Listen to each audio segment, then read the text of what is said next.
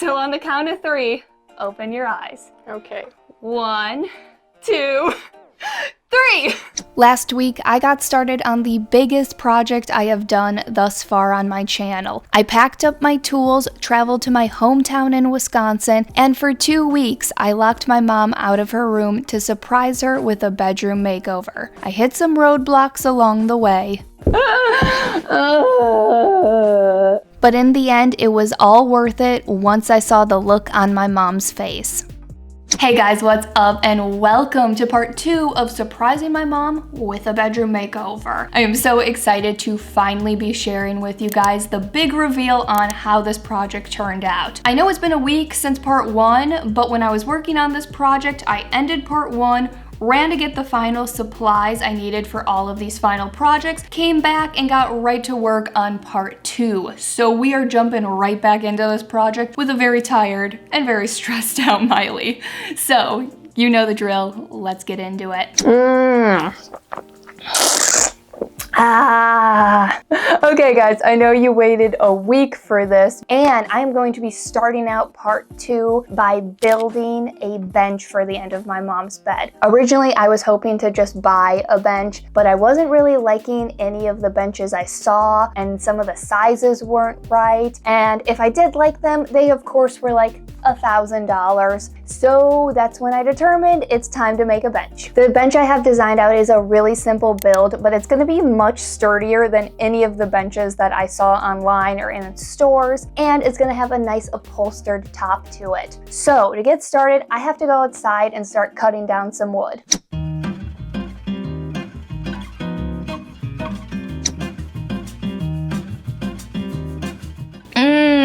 I can just feel the wind blowing in these clips. The last few days of this makeover, the temperatures really started to dip. And right here, I was working in roughly -15-degree weather. And with that kind of temperature, it really did start to affect my ability to work outside. But luckily, this bench wasn't too complicated, so I was quickly able to get through these cuts and get back inside. Okay, so all of my cuts are done. These boards right here are going to be a bottom shelf on the bench. So I'm going to use some pocket holes and some wood glue to screw them together. And then these boards right here are going to be the legs of the bench. So I am going to do the same thing, pocket holes and some glue. And then these boards right here are for a frame that the upholstered board will sit on top of. So from the second I started designing out my mom's room, I knew I wanted to create some sort of a seating area. I tossed around the idea of doing a chair in the room, but everything I tried out just wasn't really working, so that really justified this bench idea. Also, for some reason, I just think a bench at the end of your bed is it's a classy look. It's a really classy look. I also thought a bench would add a bit of a storage element. Originally, when you walked into my mom's room, she always had a few pairs of shoes lined up near her closet and near that tall chest dresser. And these are usually just like her go-to shoes at the time. So I thought by adding a lower shelf to this bench, it would be the perfect place to relocate those shoes and maybe add a few baskets for a bit of extra storage. And the benches that I saw online that were similar to the bench I built, most of them weren't upholstered, and I really wanted this bench to be a nice upholstered, cushy bench. And then on the flip side, the upholstered benches that I saw that had a storage element were more of a flip-up storage element that you would put blankets and stuff like that in. So both options I saw weren't great, and also both options were pretty expensive. And building this bench was pretty cheap and pretty easy. The two leg pieces and the shelf piece went together really quickly and easily using some pocket holes and wood glue, and then also building the frame was really straightforward. The only thing I made sure to do before putting this frame together was pre-drill some pocket holes going up that I later used to attach the upholstered piece to the rest of this bench. And once the legs and shelf pieces were together and the frame was built, I took those 4 new pieces and attached them all together to make this bench. And to attach this bottom shelf to the rest of the bench, I cut down a scrap piece of wood that I used to hold the shelf up at the proper height while I screwed it in place. I built a bench. It's not very comfortable right now, but I built a bench. So the next steps in my bench, I have 2 pocket holes down in this shelf area that I can see. So I'm gonna use those wood plugs that I used on my barn door to plug up those pocket holes and shave them down and make them look nice. And then after I plug up the pocket holes, I have a piece of plywood that I need to cut down to size that will be the upholstered top of this bench. And I'm gonna cut the piece down to be just a smidge thinner than this bench and a smidge shorter than this bench, and that will make sense as to why I did that in just a little bit. Also, it is dark out, so I'm not gonna be able to film me cutting down this piece of plywood, but just know that I cut it down to fit on top of this thing. Let's go. Ow. Yeah.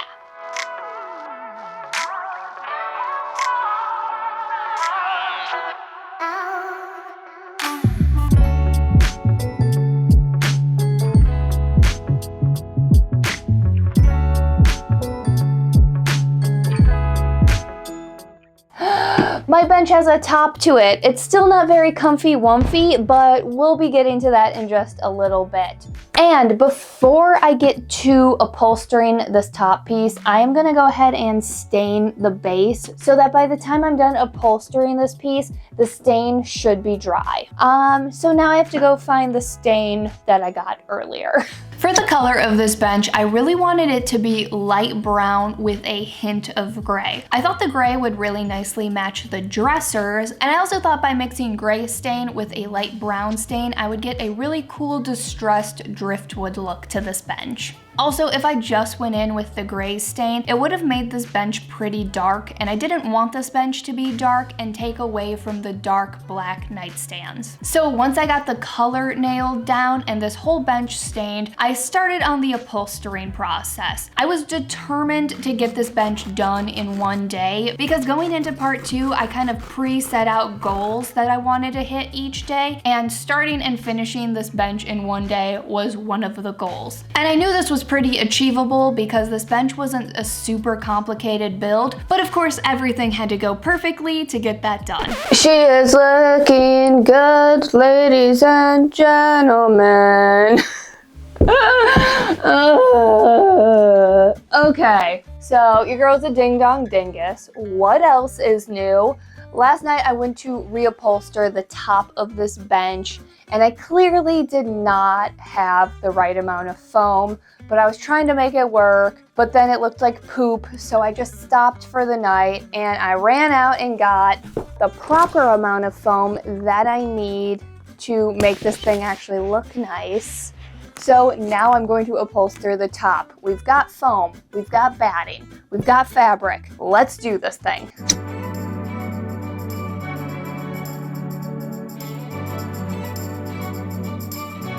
Somebody tell my mom that I stole a knife from her kitchen to cut any of this. So I was getting down to the last few days of this makeover.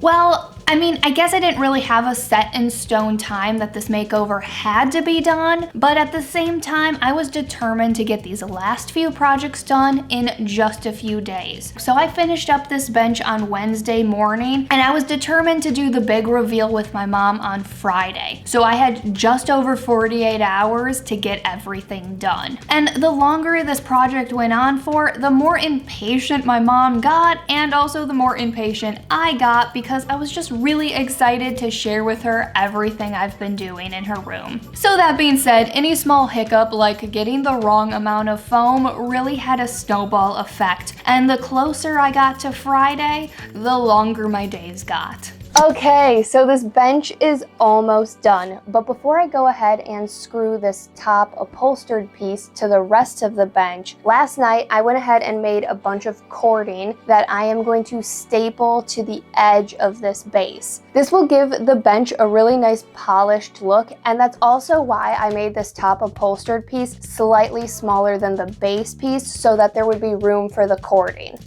So I quickly finished up this bench by attaching the cording to the edge of this bench and then used those pocket holes that I talked about earlier to attach this upholstered piece to the rest of the bench. And I moved right on to the next project because I had to make up for lost time. So let's talk about the wall behind the super dresser. Let me tell you, this wall went through the ringer. I tossed around so many different ideas before I landed on what I actually did. My original plan was to build a large canvas that kind of fit the wall, and I was gonna do some kind of simple abstract painting like the painting I made behind me. That was my plan when I got to Wisconsin, but when I walked into my mom's room, I saw something that changed everything. I saw this painting that has been in her room for forever, and the second I saw it, I knew she was gonna want to keep it in her room. I knew this painting wouldn't fit over her bed anymore because of the board and batten wall, so I started playing around with a bunch of ideas. One of my ideas was to take the floor-length mirror I had planned over by the closet, flip it and put it behind the dresser, and then take this painting and put it on that wall. But I really didn't like that idea because I really wanted to do a floor-length mirror in the room because I know my mom and I knew a floor-length mirror would be more beneficial. So that idea was scrapped, and that's when I started to play around with the idea of a gallery wall. And I landed on doing this kind of cool, eclectic gallery wall where all of the colors and elements that I'm using throughout the room are represented in one place through frames. And that was my plan up until a few days before I started actually working on the gallery wall. So this next project, I can't take credit for it. It was all my brother. I showed him some of my 3D mock-ups and he suggested that I do a DIY picture TV and incorporate it into the gallery wall. And I really loved this idea because I was already gonna get a new TV for my mom's room, but I was just gonna put it on the dresser in the corner. So I liked that this freed up the dresser, and I also thought a DIY picture TV would really take this gallery wall up a notch. So to get started on this gallery wall, I took all of the frames that I had, started to lay them out to figure out the best layout for this gallery wall, of course with the TV being at the center of it. Okay, so this camera is nice and high, but I figured out the layout that I wanted. So I think my next step is to get this TV up on the wall so that I can get it nice and centered and where I want it and then build off of that. And also that will help me know how big to make this frame to encase the TV. Getting this TV up on the wall was key to building the proper frame to go around it. And because this TV was at the center of the gallery wall, lots of measuring and remeasuring had to take place to put this gallery wall together. And once I got the TV up on the wall, I could see exactly how thick I had to make this frame in the back to encase the TV and cover up the whole back. So I landed at a little over 3 inches. So with that information, I went outside and took the 1x7 I got and cut it down to 3 1/4 inches wide. And with that new piece of wood, I cut those down to size to build a frame. And then using some pocket holes, I started putting this frame together. And the bottom piece of the frame, I did make a bit thinner than the other pieces so that the cord of the TV could run straight down and it wouldn't affect how this frame laid against the wall. So I quickly had a frame that covered up the back of the TV, but this frame didn't really look the best. So I took some trim pieces and using some nice little lovely 45-degree angle cuts, I cut these trim pieces down to size. And then taking some glue and staples, I attached the 4 trim pieces together. This didn't really work at keeping the trim pieces together the best, but that was okay once I attached the trim pieces to the frame using some finishing nails. And once all the trim pieces were attached to the frame, I took some plaster and covered up any small gaps that I had at the corners and let that sit for a while. Okay, so the frame is all done, but it's actually been done for a while now. I had to go get my hair cut, and now I am back to finish up this gallery wall. And I was really on the fence as to what color to make this frame because I want this gallery wall to bring together all the colors and textures that I'm using throughout the room. So I'm going to use some of the leftover paint I have from the board and batten wall and paint this frame. And then I also think I might add a little bit of gold detailing to it, but I'm gonna wait to determine that after I'm done painting it. My hair really went through quite the transformation on this day.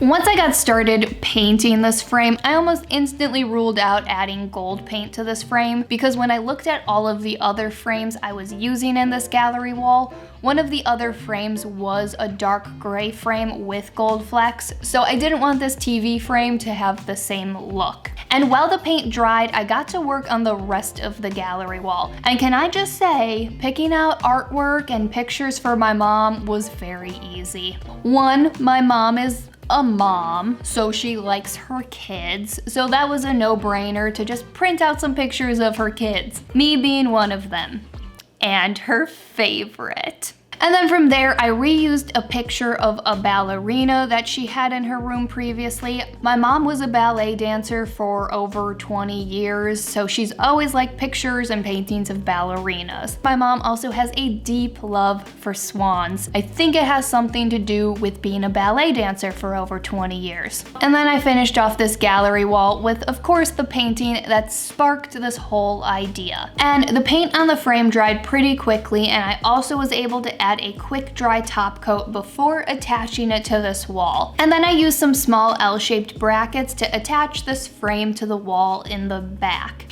And one small thing that I did that I think was really effective was I took the cord of the TV and I stapled it so that it ran behind the painting of the ballerina. And then whatever part of the cord was still showing, I painted it white using some leftover paint. And there was one final thing I had to do to complete this gallery wall. So my mom's house is a bit older and she doesn't have any overhead lighting in this room. And because her bed used to be on this wall, the lamps that were on her nightstands were plugged into the outlet that was closest to the switch. And the switch operates the outlet. So I had to add some sort of lighting to this wall so that when my mom walked into her room, she could flip the switch and turn on some lights.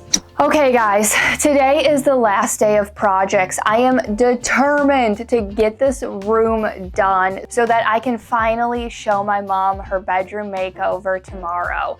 But I have 2 projects to get done before I move the bed in and start putting all of the final touches on this room. And I saved the project that I have been the most nervous for last, and that is the closet doors. But before I get to the closet doors, let's talk about the mirror that I have planned for the wall by the closet. So I picked up this mirror from IKEA. In general, I loved the size and I loved the shape of the mirror. The only thing I wasn't digging was the color. So last night I went ahead and prepped this mirror by doing 2 layers of black paint. And now using some Rust-Oleum gold paint, I'm going to paint over it to give it a nice brushed brass effect. This quick little project was really easy, but it was very effective. Like I said, I loved the size and shape of the mirror, but the original gold color was a little cheap and kind of tacky. So by doing this cool brushed brass effect, this really muted the color down, and I think this color just fit the vibe of the room much better.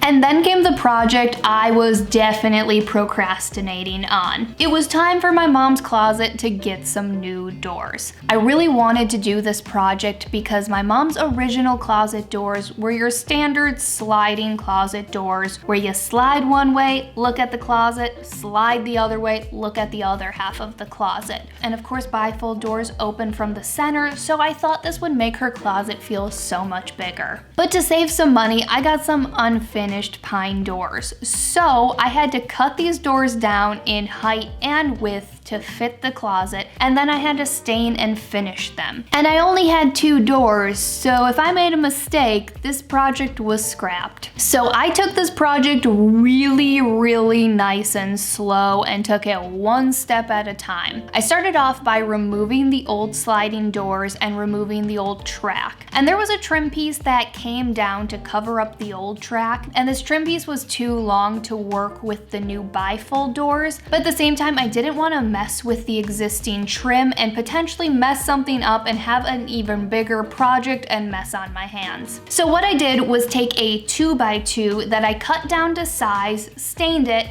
and screwed it in place right behind that trim piece. This made it so that the new bifold tracks would drop down just enough to still be covered up but work with the bifold doors. And because I was cutting down the width of each door, that also meant I had to cut down the tracks so that they would actually fit in the opening to the closet. And then came the part that I was dreading the most, actually cutting these doors down. And I'm not gonna lie, for this part of the project, I was really all over the place. The first thing I couldn't determine was how much to actually cut off these doors. Online, it said that the doors should be 2 inches less than the height and width of the opening to the closet, and for some reason, that just felt like a lot of space. I know there has to be a little bit of a gap for the bifold doors to open properly, but 2 inches felt like a lot of space. So I determined I was gonna cut off 3/4 of an inch of the width of the door, and then the height of the doors, I cut it down so that there was a full inch at the bottom so that the doors wouldn't get caught on the carpet. And then I hit my next problem. What saw do I use to get the cleanest cut? Ideally, I would have used my table saw, but I was not working in the most ideal conditions. And like I said, this project was just me, myself, and I, so it was pretty hard for me to hold this door and feed it through my table saw and actually get a clean cut. And also, like I said, the weather had dipped down, so it was -15, and the snow on the deck turned to ice. So not only was I holding this heavy door, trying to feed it through my table saw, I was also standing on a bed of ice and slipping and sliding all over the place. This didn't make for very safe conditions, so I made it halfway through my first cut and scrapped the table saw idea. And then I switched to my circular saw, which I thought was gonna work out great. But for some reason, my circular saw doesn't like to go through thick wood. So I made it halfway through one door and the circular saw completely crapped out at me and didn't work. This was going great, guys. Really a great project. And then I landed on the thing that was not ideal, but somehow it worked. And that was using my jigsaw. And because I used my jigsaw, I was able to move inside to do these cuts, which actually helped out a lot because it's really hard to get nice, precise cuts when your hands are so cold that you can't even grip onto your saw. And to get these cuts as perfect as I possibly could, I drew out a nice straight line, triple checked my measurements, and went really nice and slow to make sure I was directly on the line I drew out. And then after getting through those cuts, if there was any slight imperfections, I was able to take my sander and sand everything down and straighten it all out. And again, although this was not my first choice, it somehow seemed to work out, and these cuts were actually really great. So the daunting cuts were done, and then I could get to staining. And throughout this week, I did pick up a bunch of little sample size stains to test out and get the closest possible match to the rest of the woodwork. And I'm pretty sure I got the dang closest match I possibly could have. I used the stain Early American by Varathane. Okay, all of the doors are now cut down and they're also all stained on both sides, and I have them over in the corner drying. And I'm not sure when they're gonna be dry and when I'm gonna actually be able to put them on the closet. I might even have to wait until tomorrow morning. So I think it's time for me to start moving my tools out of here, cleaning up, and putting all the final touches on this room. And I think I should probably start by getting a bed back in here. I will see you guys on the other side.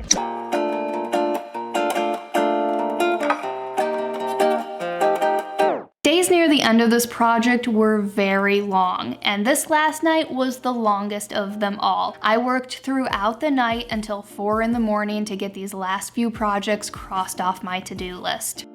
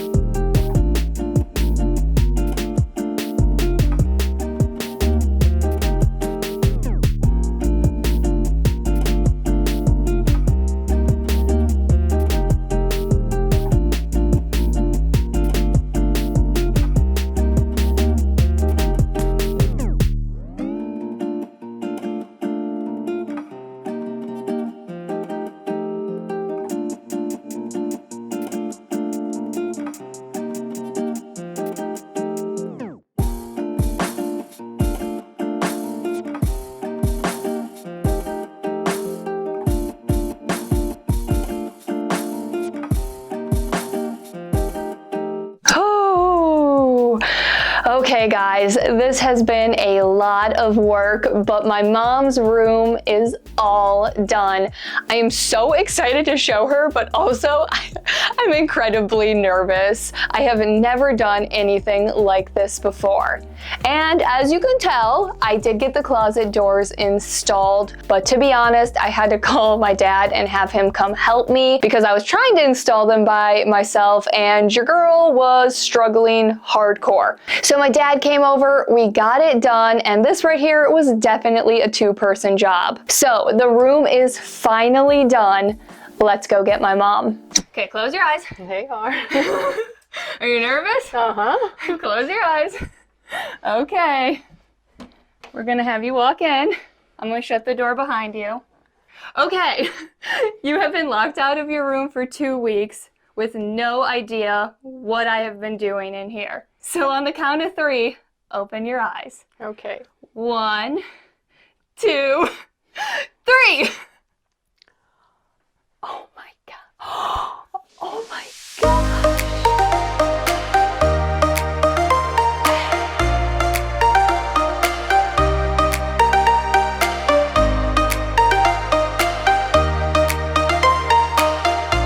Oh my gosh.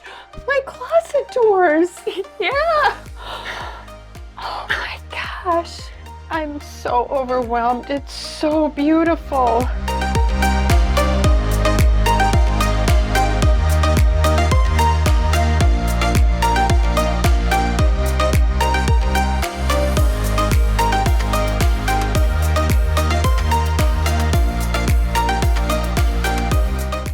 I literally am like, have no words. It is so beautiful. Do you want to know what I did in here? I just am not, I can't, oh my gosh. Okay, so the other day, this is what I was building. Oh my gosh. So you have little, like your go-to shoes. This was Jordan's idea right here. That's a TV. Oh my gosh. I I love the swan. Thank you. That's actually just a digital download that I had printed. And then that's the painting I made last night. And then I cut them up. And Wait, you made those last night? yeah. Oh my gosh. I know you wanted all new furniture, but those are your nightstands. Oh my gosh. Seriously? Yeah. And this is the project right here that Dad came and helped me do. Oh my gosh, I so love the closet. Right? Doesn't it make your closet feel so much bigger? Oh my gosh, I absolutely am just in awe. And also, by leaving that open, it makes it feel so much bigger in here. Oh my gosh, these things. Yes, oh yeah, because you move the, no, you can just, Oh my gosh. you can just turn them on. Also, I don't know if you noticed, but this whole wall of curtains can close. I love that. Like, you have no idea how much I love that. Oh my gosh, Miley. Oh my gosh, Miley. This is so much more than I expected. So I think it's fair to say that my mom kind of liked her room. And at the end of the day, that is all that matters. I'm so glad that I got to travel to Wisconsin and take the time to do this makeover for my mom. I think the new layout makes this room feel so much bigger, and the style and elegance of the finished space really fits my mom and her personality way better. I hope you guys liked this video and this makeover. As always, thanks so much for watching, and I will see you in the next one. Bye guys!